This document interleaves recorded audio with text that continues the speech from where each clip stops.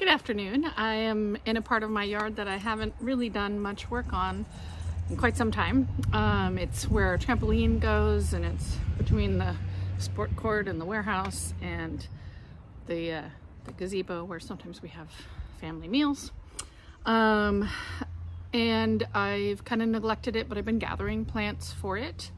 And we had a trampoline accident the other day, so we moved the trampoline kind of out of the way so we can dig a deeper hole underneath it. And that was like, okay, well, now's the time to plant those plants that you have been collecting for this area, because trampoline's not in the way and it just makes it easier to move around. So I have a bunch of fun plants for this area collected, and I'm going to show you those and then get them planted.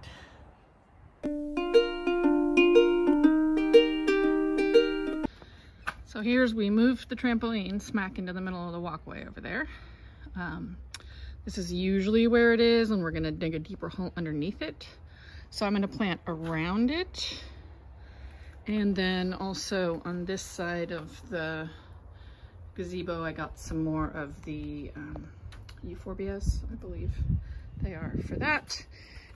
Here are some of the plants. Where'd my husband put the other ones? Oh, far away. I'll go get them. Okay, for plants, we have, this is a hibiscus. It's the, gosh, why can I not remember them? Scarlet, no. You grow it mainly for the leaves. It's not scarlet. It'll come to me and I'll come back to it. I got a bunch of these heucheras. They were on sale for $3. They're the boysenberry coral bells. They're perennial. They get 12 to 18 inches high and wide. They say they're deer resistant, but I've noticed that deer like to eat them in my yard, but we are not going to allow deer in the yard anymore. And then, a very long time ago, I'm hoping this sage comes back, I got a tricolor sage. And it can get, it has a purple flower, 32 inches high by 24 inches wide. And I do have, when I moved this here, when I rescued it from a different part of the yard, this crepe myrtle bush, I accidentally brought some Mexican sage with it. And this stuff spreads like nobody's business. It does really well here. So we do have some purple in this area, as well as kind of a burgundy and a green. This is my son's trampoline bike. Okay, and then I have already a couple of these over here. They are Ascot Rainbow Spurge. So Ascot Rainbow Spurge, I have some here already. Full sun, 20 inches high. There's a euphorbia. Let's see, there's the back. And they do get quite tall. They say 20 inches high, and that's about right. Mine have topped out. I need to come in and cut back the dead branches, but it's already pushed new growth. So I wanted to add a few more of those in here. But a blue, got 3 of these I got for $2 each. They're a blue arrow rush. They get, let's see, 30 to 36 inches high, 12 to 14 wide.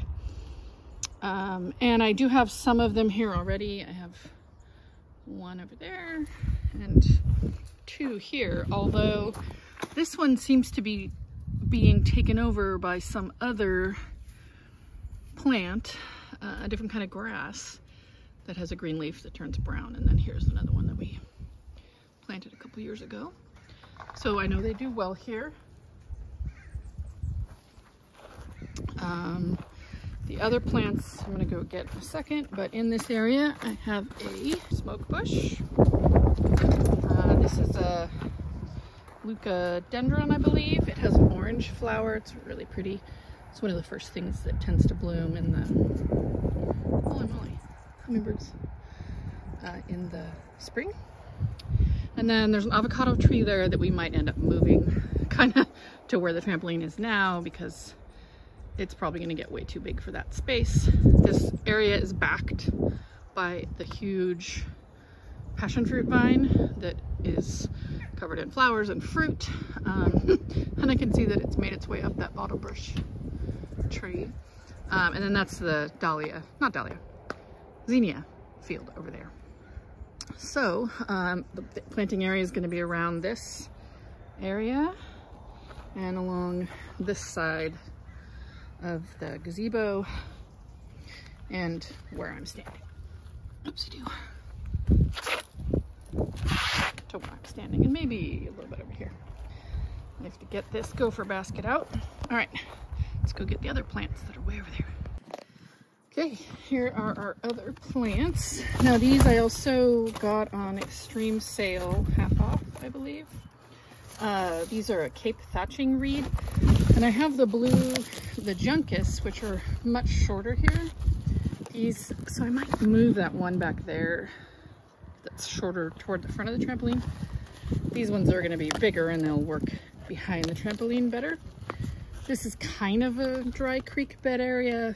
When it rains a lot, this area that I'm standing in overflows, pours off the concrete into this area here. And we want to catch the water before it goes onto the sport court. So bunch more of the heuchera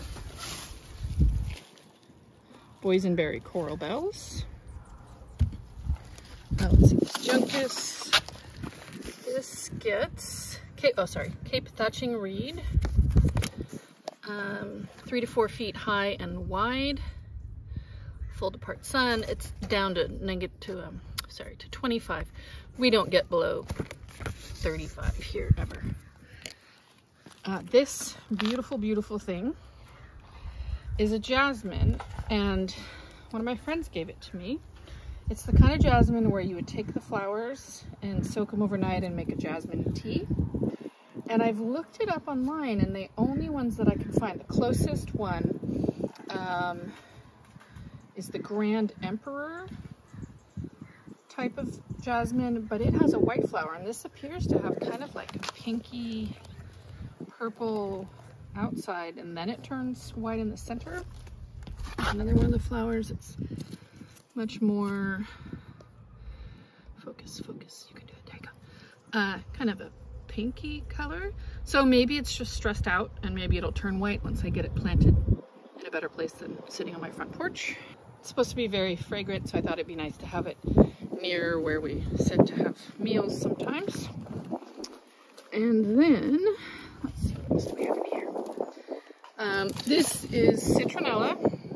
I have a ton of it in my yard. It's a geranium. It's a relative of geranium. I started this one from a cutting, and it has a pinkish white purpley flower, and you know, it's a citronella, so it hopefully discourages mosquitoes, and so I thought it'd be good to have. I tried to plant some before in this area, and it just maybe didn't get enough water, but I'm gonna put more. And then this one, there's no flower on it now, but this is just a really pretty geranium. Had kind of a burgundy and deep purple flower, and I took a cutting of it and grew it on. This looks like a, this verbascum seed somehow got in there too. So that'll be, I'm gonna plant this somewhere in here as well. All right, I'm gonna go get the plants laid out and probably dig that one juncus up back there and move it forward. I might try to dig that one up real quick and see if I can get that other grass out of the middle of it. Anywho, let's get going. Side note, we have this area in between the concrete for the driveway and the concrete of the gazebo, and I planted 3 Montana de Oro strawberries in it, and they have taken over, and they're wonderful. But we also have this horrible crabgrass that has decided to take up residence. So we go through and pull that out as often as we can, and then try to, you know, then we allow the strawberry to try to take over.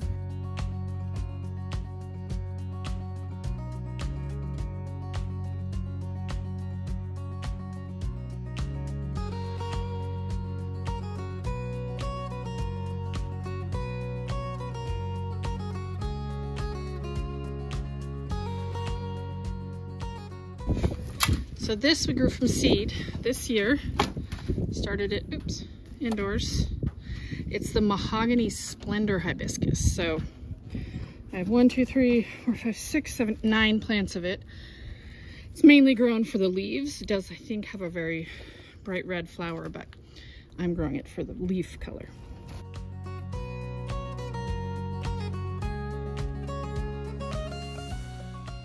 Okay, I got everything laid out. I have the bigger Cape thatching reeds back there, and I'm going to put some of the Mahogany Splendor hibiscus in a swoop around the back, what will be the back of the trampoline. And then I went, here's my jasmine, and then the spurge or euphorbia, the euc around the front, sage, that one brightly colored geranium I'm going to put there. And then on this side, oops, I tipped over, I have the citronella there. And I'm going to break this one that I dug up into a bunch of more. And I might even be able to get that one into more. Split it into a few more.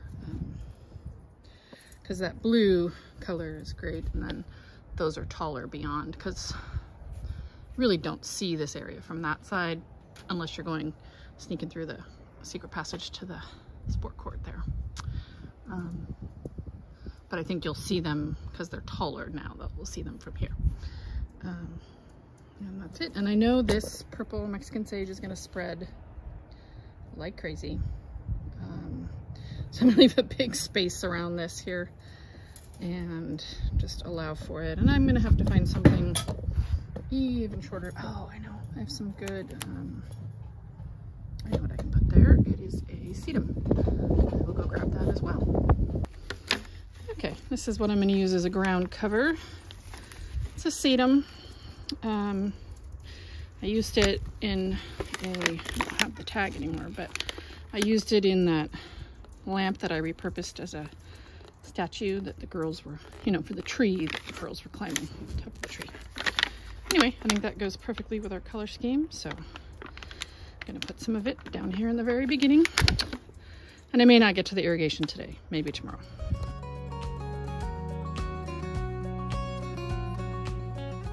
Well, the camera shut off, but I got a bunch of the juncus planted back in there along with the hibiscus. And I got to about here with that back row of items, and now I'm going to start over here.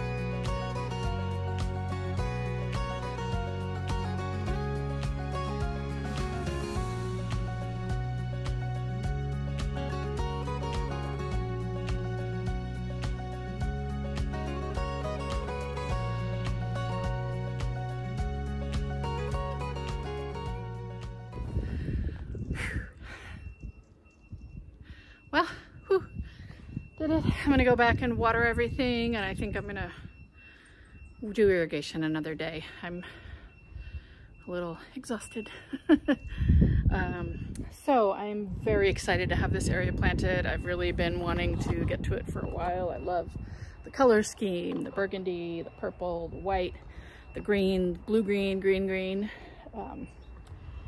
And I'm just excited to finally, you know, we'll put the trampoline back and it'll all flourish around behind it and tuck it in. And it's been, you know, it takes a long time to get your whole property the way you want it, and just little pieces at a time. And so that's what I did today, just a little piece here, little border. So thank you for joining me, and I'll catch up with you next time. Bye-bye.